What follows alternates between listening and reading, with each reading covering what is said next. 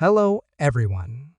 Welcome back to another episode of the English Listening Class, where we help you become a confident English speaker, one step at a time. I'm Edward, your host, and today we're diving into a topic that can truly transform the way you approach learning English: how to set smart goals for your English learning journey. I'm Jenna, your co-host, and I'm super excited about today's topic. Setting goals might sound simple, but trust me, having the right kind of goals can make all the difference in how effectively you learn English. Absolutely, Jenna. You know, many English learners struggle because they don't have a clear plan. They often feel lost or unmotivated because their goals are too vague. For example, saying I want to speak English fluently. But what does fluency really mean? How do you measure it? Exactly, Edward. That's why we're going to talk about SMART goals today. Goals that are specific, measurable, achievable, relevant, and time-bound. These aren't just buzzwords, they're a proven framework to help you succeed in learning English. By the end of this episode, you'll know how to set goals that are not only realistic, but also powerful enough to keep you motivated and on track. So, grab a notebook if you can, and let's get started. So, Jenna, let's start with the basics. What exactly are SMART goals? I think many of our listeners might have heard the term, but they might not fully understand what it means. Great question, Edward. SMART is actually an acronym. It stands for specific, measurable, achievable, relevant, and time-bound. These 5 elements are what make a goal clear, actionable, and more likely to succeed. Let's break each one down. That sounds interesting. Can we start with the first one? Specific. Of course, a goal needs to be specific, meaning it should be clear and detailed. For example, instead of saying, I want to improve my English, you could say, I want to learn 20 new vocabulary words related to travel. This gives you a clear focus. I see. So, being specific helps you know exactly what you're working toward. What about measurable? That's the second key. A goal should be measurable so you can track your progress. For instance, if your goal is to learn 20 words, you can easily measure if you've learned all 20 by the end of the week. It's like having a way to check if you're on the right path. That makes a lot of sense. Now, what about achievable? I feel like this is where people might set themselves up for failure sometimes. Exactly, Edward. A goal should be achievable, meaning it should challenge you, but still be realistic. For example, saying I want to become fluent in English in 1 month might be too ambitious.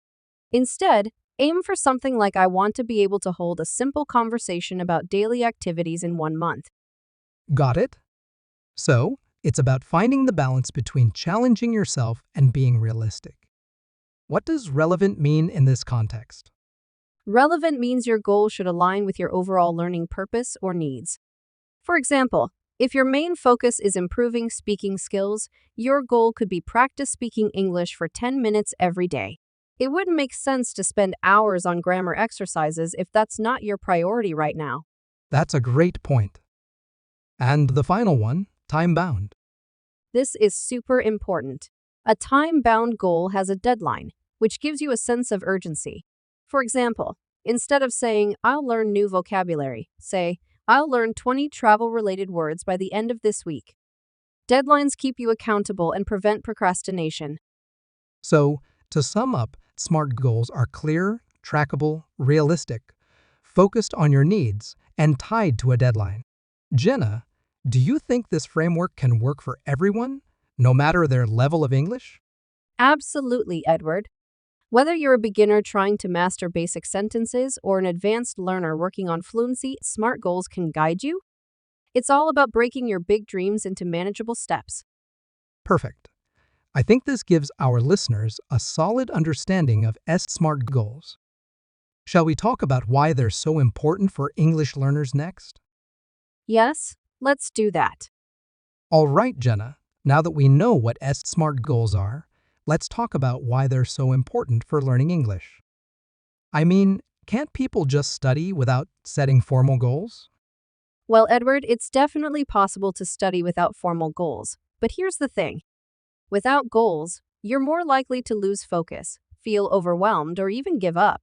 SMART goals act like a roadmap, showing you exactly where you're going and how to get there. That's a great analogy, Jenna. I imagine it's like trying to drive to a new place without a GPS. You might eventually get there, but it'll take longer and feel frustrating.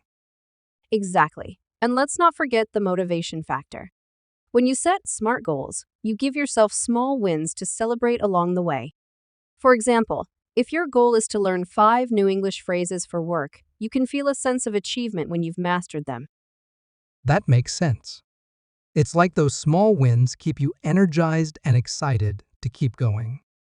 Yes, and another reason SMART goals are important is that they help you track your progress. Learning a language can feel like a never-ending journey, but when you can measure what you've accomplished, it reminds you that you're moving forward, even if it's step by step. That's so true. Sometimes, learners feel like they're not improving because they don't see the progress they're making. Having measurable goals can really change that perspective. And one more thing, Edward, SMART goals also help you stay realistic. Many learners quit because their goals are too vague or unrealistic. For example, saying I want to speak English fluently in 1 month can be discouraging when it doesn't happen. But with SMART goals, you're setting smaller, achievable steps, which keeps you motivated and confident. That's a great point, Jenna. It's all about setting yourself up for success instead of frustration. Would you say that SMART goals also make learning more efficient? Absolutely. When you have clear and specific goals, you know exactly what to focus on. Instead of wasting time on random activities, you're spending your energy on things that actually matter for your progress. So, in a nutshell, SMART goals keep you focused, motivated, realistic, and efficient in your learning journey. That's pretty powerful. It really is, Edward. I hope our listeners are starting to see how this approach can transform the way they learn English. Definitely. Now, let's move on to the next part. How to create SMART English goals step by step. Sounds great. All right, Jenna, now that we know why SMART goals are important, let's dive into the practical part. How can our listeners create their own SMART English goals? Great question, Edward. Creating SMART goals is simpler than it sounds. It's all about following a step-by-step process. Let's walk through it together. Perfect. Where should they start? Step 1 is to identify what you want to achieve. Think about what's most important to you in learning English. For example, do you want to improve your speaking, expand your vocabulary, or master grammar rules? Start with a clear focus. So instead of saying, I want to learn English, you might say, I want to improve my speaking skills so I can have better conversations at work. Exactly, Edward. That brings us to step 2. Make your goal specific. Instead of saying improve speaking skills, say practice speaking English for 15 minutes every day using a language app or with a partner. I like that. Specific goals feel more actionable. What's next? Step 3 is to make it measurable. Add a way to track your progress. For example, instead of saying learn new vocabulary, say learn 10 new business-related words every week and review them using flashcards. I see. Measurable goals give you a way to check if you are on track. What about making them achievable? That's step 4. Make sure your goal is realistic. Think about your time, resources, and current skill level. If you only have 20 minutes a day to study, don't set a goal to read an entire English novel in a week. Instead, aim for something like read 1 page of an English book every evening. That's a great tip, Jenna. Unrealistic goals can make you feel discouraged if you can't reach them. What about relevance? Step 5 is to make your goal relevant. Ask yourself, does this goal help me achieve my bigger learning objectives? For example, if your main focus is speaking, then practicing listening or writing might not be the best use of your time right now. That's an important point. Staying relevant keeps you focused on what truly matters. And the last step? Step 6 is to set a deadline. Make it time-bound. A goal without a timeline can lose its urgency. For instance, instead of saying, I'll practice listening, say. I'll listen to one English podcast episode every day for the next 2 weeks. So, to sum up, listeners should identify their focus, make the goals specific, measurable, achievable, relevant, and give it a deadline. Could you share a full example of SMART goal, Jenna? Sure, here's one. I want to improve my English vocabulary by learning 15 new words related to travel within the next 7 days. I'll use flashcards to review these words daily and quiz myself at the end of the week. That's a perfect example. It's clear, trackable, realistic, relevant, and has a deadline. Exactly. And listeners can adapt this process to fit their personal goals, whether it's speaking, listening, reading, or writing. This is super helpful, Jenna. Coming up next, we'll share some practical examples of SMART English goals to inspire our listeners. I can't wait to dive into those. All right, Jenna, now that we've covered how to create SMART goals, let's share some practical examples to inspire our listeners. Great idea, Edward. Examples can really help make this concept clear. Let's start with a beginner-friendly goal. Okay, how about this one? I want to learn 10 common English greetings and practice using them in sentences every day for the next week. That's a fantastic example for beginners. It's specific, measurable, achievable, relevant, and time-bound. Exactly. Now, how about an example for someone who wants to improve their listening skills? Sure, here's one.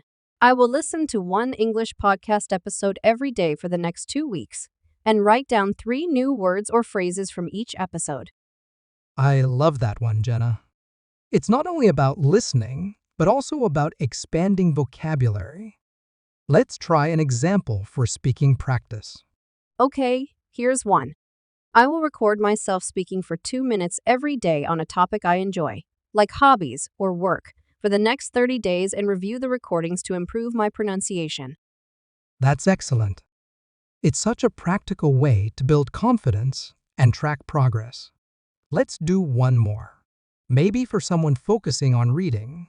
Good idea. Here's a reading-focused goal.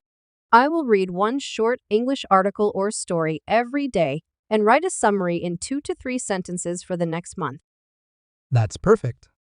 It combines reading and writing, which is a great way to reinforce learning. Absolutely. Edward, I hope these examples show our listeners that SMART goals can be applied to all aspects of English learning. I think they will, Jenna. Now, let's move on to some tips for staying consistent and motivated when working toward your goals. All right, Jenna, let's talk about something every English learner faces: challenges.